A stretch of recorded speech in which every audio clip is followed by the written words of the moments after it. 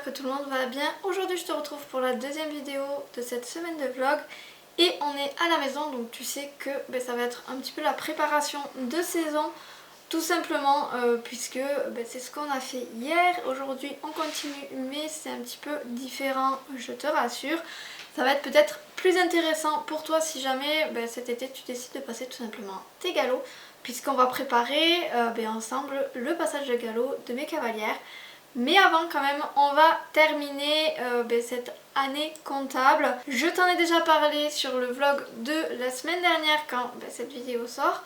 Et du coup, je vais pas refaire tout avec toi, mais je vais t'expliquer en fait les grandes lignes de ce qui me reste à faire.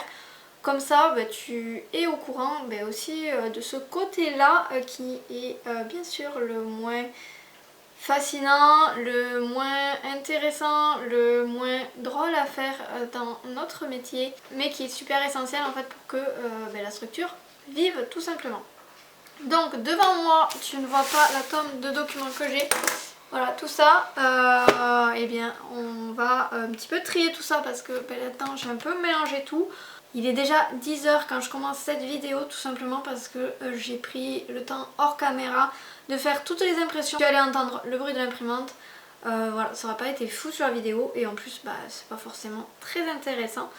Donc le but encore de cette vidéo, c'est que je te montre comment moi je fais, comment je m'organise pour tout simplement faire mes stages et faire tout ce qui est côté paperasse. Je te change un petit peu de plan pour que ce soit plus facile pour te montrer les choses. Alors d'abord déjà pour commencer, j'ai ici plein de papiers devant moi, ça je te l'ai dit. Mais du coup on va un petit peu trier ce qui est pour cet été. Je vais le mettre sur ma gauche, donc tu vois pas forcément. Mais ça va être voilà, tout ce qui va être en lien avec les stages qu'on va faire juste après. Là-dedans j'y mets en fait toutes mes factures. Donc dans la pochette verte en dessous, c'est les factures que je n'ai pas triées, qu'il va falloir que je trie puisque j'ai trié jusqu'à début du mois de juin. Après j'ai pas eu le temps. Et en haut c'est tout ce qui est trié. Et ensuite je m'organise puisque chaque trimestre, donc tous les 3 mois, j'amène toutes les factures d'achat, donc tout ce que j'ai acheté en fait pendant ces 3 derniers mois à ma comptable, et je dois les enregistrer sur le site internet de ma comptable. Et donc quand je les ai enregistrés, je les mets dans une pochette. Et ça, ça va partir tout simplement chez la comptable avant la semaine prochaine. J'aimerais bien, je ne sais pas si je vais y arriver. On arrive à ma grande pochette bleue qui est tout simplement la pochette qui me sert en fait de faire le lien entre l'écurie et la maison bureau.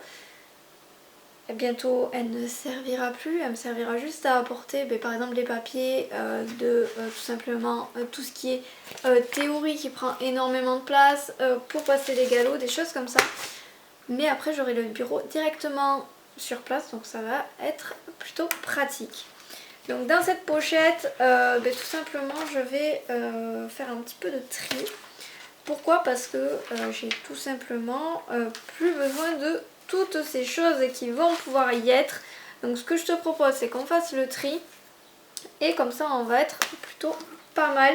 Maintenant que ma pochette bleue est rangée et prête à tout simplement accueillir ce qu'il va lui falloir pour faire les stages de cet été, je vais t'expliquer vite fait quelles sont les étapes pour clôturer mon année comptable et pour clôturer en fait tout simplement le trimestre, puisqu'en fait je suis sur une compta trimestrielle. Alors c'est quoi par rapport à une compta annuelle? C'est tout simplement que tous les 3 mois je dois amener toutes les factures, les saisir sur l'ordinateur pour que la comptable puisse faire en fait une sorte de déclaration sur ce qui s'est passé sur la structure pendant ce trimestre là.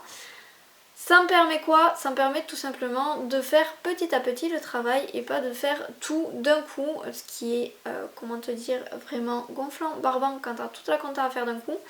Donc c'est pour ça que j'ai choisi de le faire petit à petit. Le fait de l'avoir trimestriellement, ça m'oblige en fait à venir le faire régulièrement, à suivre bien mes comptes, ce qui me permet de savoir où j'en suis, puisque oui, des fois quand tu as le nez dans le guidon, tu vois pas trop les dépenses que tu fais, et le fait de faire régulièrement les papiers, ça te permet de savoir si t'es pas en déficit, t'as pas un souci dans la trésorerie à un moment. Bref, je pense que tu m'as comprise.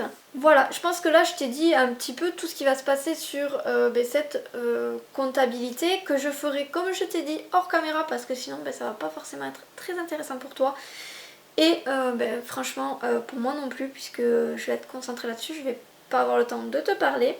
Et donc on va passer tout simplement aux préparations de stage.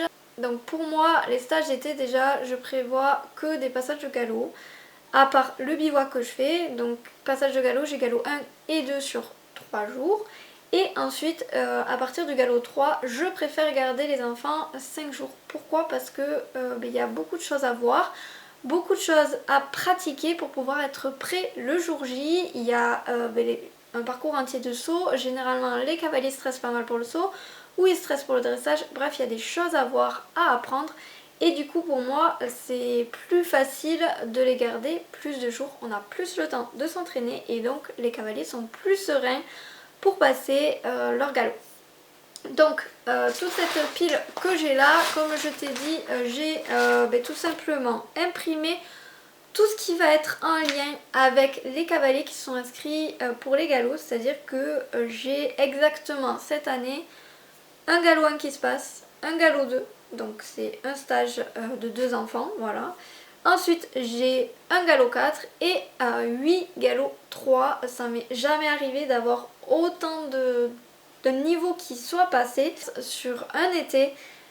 Mais du coup voilà, il faut tout prévoir et donc je vais un petit peu te montrer ce que j'ai, comment je le fais parce que peut-être si tu as une structure et que tu peux faire passer des galops puisque c'est assez facile, il te suffit juste de demander un code examinateur si tu as tout simplement un CQP ou ton BPGEPS. Du coup je vais te montrer et te dire où c'est que je prends mes outils parce que franchement ça aide d'avoir quelque chose de tout prêt puisqu'avant c'est moi qui le faisais et clairement je prenais énormément de temps pour faire et les copies pour le test de théorie et les parcours et tout ce qui était qu'est-ce que les cavaliers, qu'est-ce que je dois voir chez les cavaliers.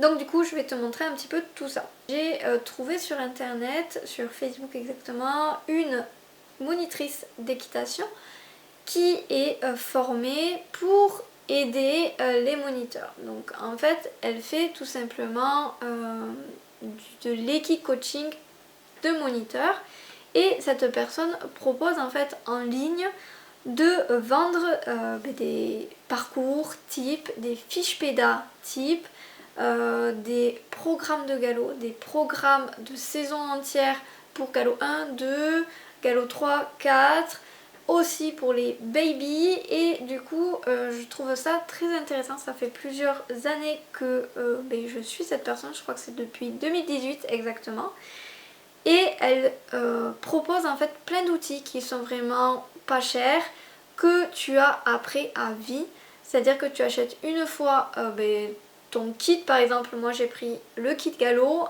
et tu peux aller imprimer autant de feuilles que tu as envie.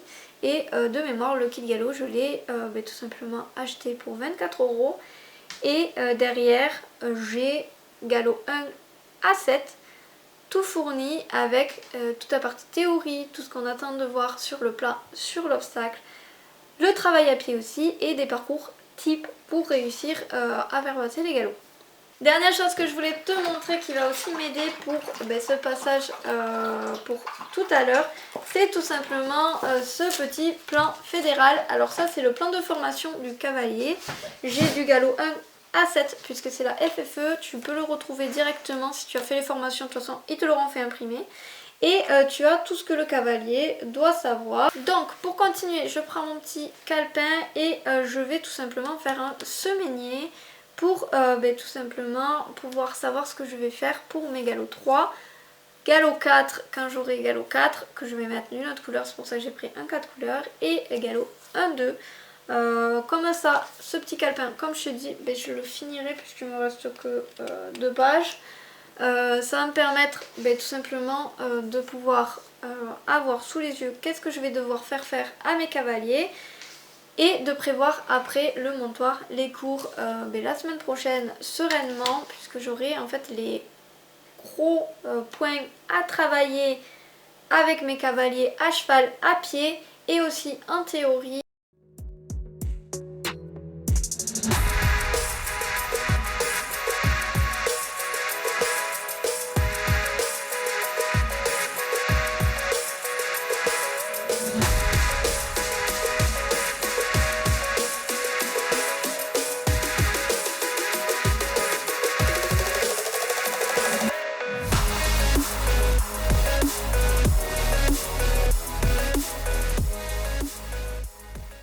Voilà mon planning corps en fait de 3 stages quand même. Donc je le refais à chaque vacances. Ça vraiment c'est un bon outil, ça prend pas trop de temps comme tu peux voir. Et ça te permet de savoir vraiment ce que tu vas faire en fait sur tes semaines de stage. Je vais faire exactement la même chose pour les galops 1 et 2. Donc je vais pas te le montrer puisque t'as vu on va dire le principal ici. Voilà tout le monde, c'en est tout pour cette deuxième vidéo de semaine de vlog. J'espère en tout cas qu'elle t'aura plu, qu'elle t'aura permis de voir aussi ce que c'est en fait le métier de moniteur d'équitation. On n'est pas qu'au milieu de la carrière à regarder les gens monter, on prévoit des choses, on a des plannings à essayer de tenir avec nos cavaliers. On échelonne des cours tout simplement pour avoir une progression pour tout cavalier. Moi en tout cas je fonctionne comme ça, je ne sais pas si les autres moniteurs fonctionnent comme ça, mais c'est ce qu'on nous demandait on va dire quand on a été formé, qu'on a passé notre diplôme. Bref, sur ce je te laisse et je te dis à demain, bye.